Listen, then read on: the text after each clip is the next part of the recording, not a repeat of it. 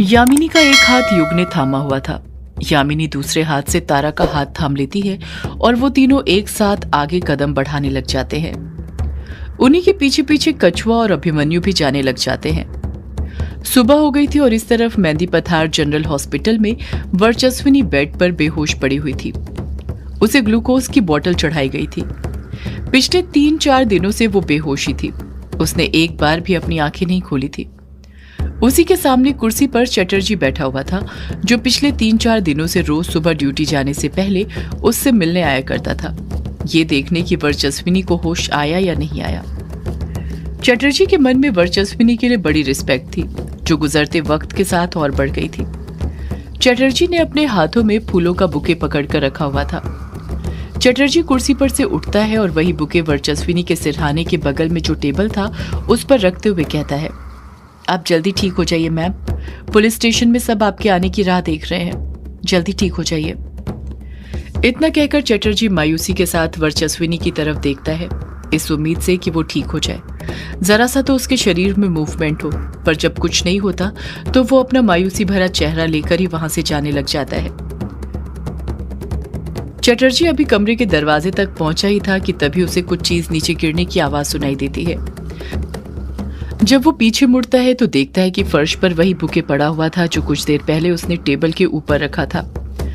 जब चटर्जी अपनी नजरें फर्श से ऊपर करता है तो देखता है कि वर्चस्विनी के हाथों की उंगली में मूवमेंट होने लग गया था। वो समझ जाता है कि वो बुके वर्चस्विनी ने ही अपने हाथ से गिराया होगा। चटर्जी भागते हुए हड़बड़ाहट के साथ वर्चस्विनी के पास जाता है और बौखलाहट के साथ कहता है, वर्चस्विनी मैम, होश में आइए, आंखें खोलिए मैम, आंखें खोलिए। वर्चस्विनी की आंखें अभी भी बंद थी। उसके बस हाथ पैरों में मूवमेंट हो रही थी। वो अपने हाथ पैर यहां से वहां हिलाए जा रही थी। चटर्जी जो बुके लेकर आया था उसमें गलती से कुछ फूल सफेद गुंजा के भी आ गए थे, जिसका प्रयोग तंत्र मंत्र में भूतनाशक, पिशाचनाशक, नजरदोष, वशीकरण नाशक, सम्मोहन तोड़ने के लिए किया जाता है। जब सफेद गुंजा के फूलों की महक वर्चस्विनी तक पहुंचने लगी थी तो वो सम्मोहन जो यामिनी ने उस दिन वर्चस्विनी पर किया था वो टूटने लग गया था। वर्चस्विनी अभी भी अपने हाथ पैर की उंगलियां हिलाए जा रही थी और चटर्जी घबराहट के साथ वर्चस्विनी को देखे जा रहा था। चटर्जी डॉक्टर को बुलाने के लिए वहां से जा ही रहा था कि तभी वर्चस्विनी तुरंत अपनी आंखें खोल लेती है। एक पल के लिए चटर्जी वर्चस्विनी की बड़ी बड़ी आंखें देखकर घबरा सा जाता है। वर्चस्विनी चटर्जी को ही देखकर चीखते हुए कहती है, तारा, तारा, तारा। वर्चस्विनी ने तारा का नाम इतनी कस कर लिया था कि तारा तारा तारा कमरे के अंदर गूंजने लग गया था। चटर्जी वर्चस्विनी को देखकर खुश होते हुए कहता है, आप होश में आ गई मैम, आपको होश आ गया।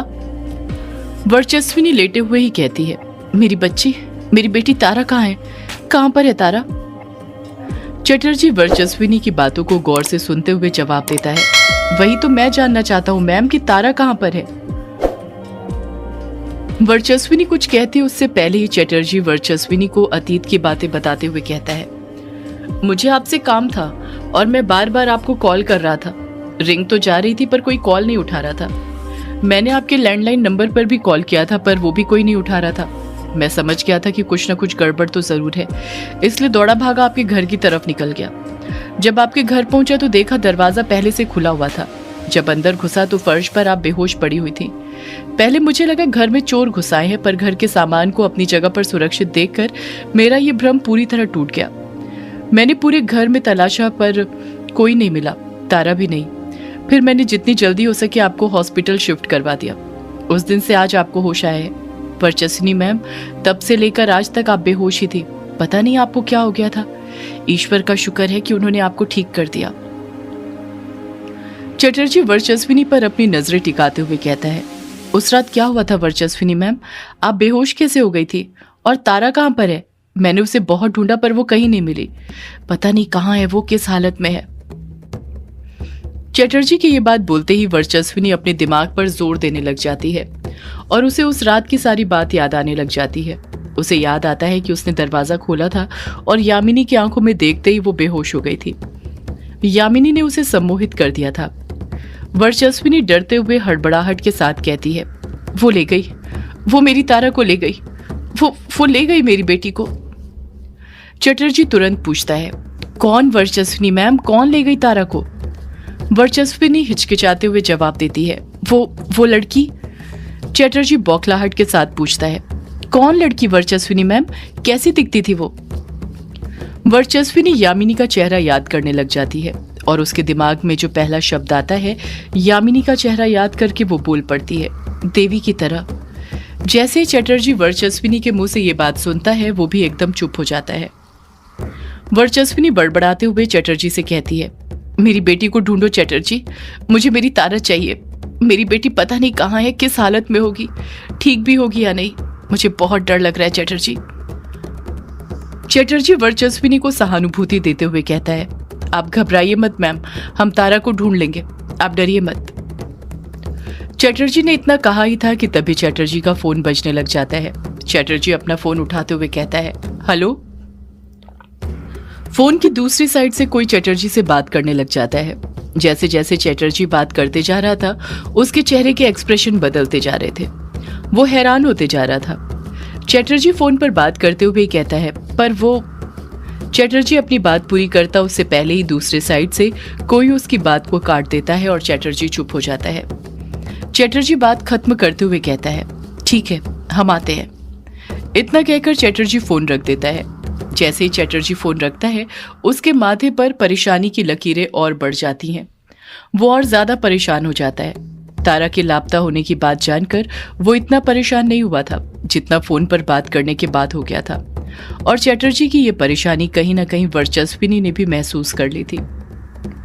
वर्चस्विनी तुरंत चटर्जी से पूछती है, क्या हुआ चटर्जी, तुम अचानक से इतने परेशान क्यों हो गए? चटर्जी खोए हुए अंदाज में कहता है, तारा मिल गई मैम। वर्चस्विनी खुश होते हुए कहती है, क्या कहा तुमने, मेरी तारा मिल गई, कहाँ पर है वो? चटर्जी जवाब देता है, वो युग और उसके दोस्तों के साथ है हवेली में। जब वर्चस्विनी चटर्जी के मुंह से ये बात सुनती है तो वो भी सोच में डूब जाती है। वर्चस्विनी हैरानी के साथ कहती है, पर तारा वहां पर क्या कर रही है और वो वहां पर कैसे पहुंची? चटर्जी परेशानी के साथ जवाब देता है, यही बात तो मेरी समझ में नहीं आ रही है मैम कि तारा वहां पर क्या कर रही है। मैंने युग से पूछा था पर उसने कहा वो अभी कुछ नहीं बता सकता। उसने कहा जब हम हवेली पहुंचेंगे तो वहीं पर वो सब कुछ बता देगा। वर्चस्विनी अपने बेड पर से उठने की कोशिश करते हुए कहती है, तो फिर हम किस चीज का इंतजार कर रहे हैं चटर्जी, हमें अभी निकलना चाहिए, मुझे मेरी बेटी से मिलना है। चटर्जी तुरंत हड़बड़ाहट के साथ कहता है, अभी नहीं वर्चस्विनी मैम, शाम को, हम शाम को निकलते हैं। वर्चस्विनी मुंह बनाते हुए कहती है, शाम को? पर शाम को क्यों, अभी क्यों नहीं? चटर्जी जवाब देता है, अपनी हालत देखिए मैम, आप अभी अभी होश में आई हैं, पिछले 3-4 दिन से बेहोश थी, ना कुछ खाया था ना कुछ पिया था, ग्लूकोज और दवाइयों पर जिंदा हैं आप। अब ऐसी हालत में एकदम से आप कैसे बाहर जा सकती हैं? पहले हमें डॉक्टर से बात करनी पड़ेगी। वर्चस्विनी पलटकर कहती है, पर चटर्जी मेरी बेटी तारा, मुझे उससे मिलना है, मैं ऐसे कैसे उसे छोड़ सकती हूँ? चटर्जी कहता है, तारा की फिक्र मत कीजिए वर्चस्विनी मैम, मेरी युग से बात हो गई है, उसने कहा है कि तारा बिल्कुल ठीक है, उसकी चिंता करने की कोई जरूरत नहीं है। प्लीज मैम डॉक्टर को आने दीजिए, एक बार उन्हें अपनी जांच करने दीजिए, फिर हम शाम तक कैसे भी यहाँ से निकल जाएंगे। वर्चस्विनी नहीं मानती है, चटर्जी से बार बार आर्ग्यूमेंट करती रहती है, पर कई कोशिश करने के बाद वर्चस्विनी आखिरकार चटर्जी की बात मान जाती है और शाम तक हॉस्पिटल में रुकने के लिए तैयार हो जाती है। इस तरफ हवेली के अंदर युग और उसके दोस्त एक कमरे के अंदर थे। उसी कमरे के अंदर यामिनी और तारा भी थी। यामिनी और तारा के बारे में कछुए और अभिमन्यु ने कायर और डायना को भी बता दिया था कि वो उन्हें कैसे मिली और उनके साथ क्या क्या हुआ था। कैसे ना बताते, आखिर कायर और डायना भी तो उन लोगों के दोस्त थे और दोस्तों से तो कुछ नहीं छुपाया जाता। यामिनी के बारे में बस युग के दोस्तों को पता था, उनके अलावा हवेली में किसी को इस बात की भनक भी नहीं थी कि यामिनी यानी यक्षिणी हवेली के अंदर थी। वो लोग यामिनी को चुपके से हवेली के अंदर लेकर आए थे जब हवेली में सब लोग सो रहे थे। इस वक्त यामिनी तारा के पास बैठी हुई थी। तारा मासूमियत के साथ यामिनी से कहती है, यामिनी दीदी, मम्मा की याद आ रही है, मम्मा कहाँ है? यामिनी तारा के सिर पर हाथ फेरते हुए कहती है, मम्मा आ रही है तारा बेटा, बस कुछ देर और। सुबह आपके युग भैया ने बात करी थी ना चटर्जी अंकल से, आपकी मम्मा शाम तक आ जाएगी। और देखो शाम हो गई है, वो आ ही रही होंगी। तारा चुप रहती है, पलटकर कुछ नहीं कहती है। उसका पूरा चेहरा उतर गया था। उसका चेहरा देखकर कोई भी बता सकता था कि उसे वर्चस्विनी की बहुत याद आ रही थी। यामिनी और तारा के सामने ही कुछ दूरी पर कछुआ और कायर फर्श पर बैठे हुए थे। कायर एकटक नजर से डरते हुए यामिनी को ही देखे जा रहा था। कायर एकदम धीरे से कछुए से कहता है, कछुए, सच में यही यक्षिणी है? कछुआ कुछ चिढ़ते हुए धीरे से जवाब देता है, हाँ यही यक्षिणी है। कितनी बार बोलूं, तुझे एक बार में समझ में नहीं आता क्या? और ये यक्षिणी नहीं, उसकी बेटी है यामिनी। असली यक्षिणी तो ग्रेवयार्ड कोठी में है। अभी तो तुझे सब कुछ बताया था, फिर से भूल गया क्या? कछुआ यामिनी को ही देखते हुए जवाब देता है, हाँ यार भूल गया। ये यामिनी है ही इतनी सुंदर कि जब जब इसकी तरफ देखता हूँ सब भूल जाता हूँ। अब पता चला कि लोग यक्षिणी के इतने दीवाने क्यों हैं। कछुआ तुरंत बोल पड़ता है, अब भी तेरा दिमाग तो ठिकाने पर है ना? जरा सोच समझ कर तो बोल। भूल मत, वो युग से प्यार करती है और युग उससे। वो तेरी भाभी लगती है। अगर उसने तेरी बात सुन ली ना तो तेरी यही भाभी है। तेरा भी दिल निकाल कर उसका खून पीने लग जाएगी जैसे वो बाकी मर्दों का पीती है। जैसे ही कछुआ ये बात बोलता है, कायर तुरंत यामिनी से अपनी नजरें हटाते हुए धीरे से भड़बड़ाता है, भाभी तो मां समान होती है। मैं तो यामिनी भाभी को माँ की नजरों से देख रहा था। भाभी माँ समान होती है। अभिमन्यु काफी देर से खिड़की के पास खड़ा हुआ था और बाहर आसमान की तरफ देख रहा था। अभिमन्यु को देखकर ऐसा लग रहा था जैसे वो वहां पर होकर भी वहां पर ना हो। वो कुछ खोया परेशान लग रहा था और ये बात उसके पीछे युग और डायना दोनों काफी देर से नोटिस कर रहे थे। डायना ने अपने बालों को दुपट्टे से कवर करके रखा हुआ था क्योंकि उसके बाल पहले से और ज्यादा सफेद हो गए थे और वो नहीं चाहती थी कि किसी की उस पर नजर पड़े। युग अभिमन्यु के कंधों पर हाथ रखते हुए कहता है, अभिमन्यु यूं आसमान की तरफ क्या देख रहा है तू? कुछ बात है क्या? डायना भी बोल पड़ती है, हाँ अभी, जब से आए हो तब से बहुत परेशान लग रहे हो तुम। आखिर बात क्या है?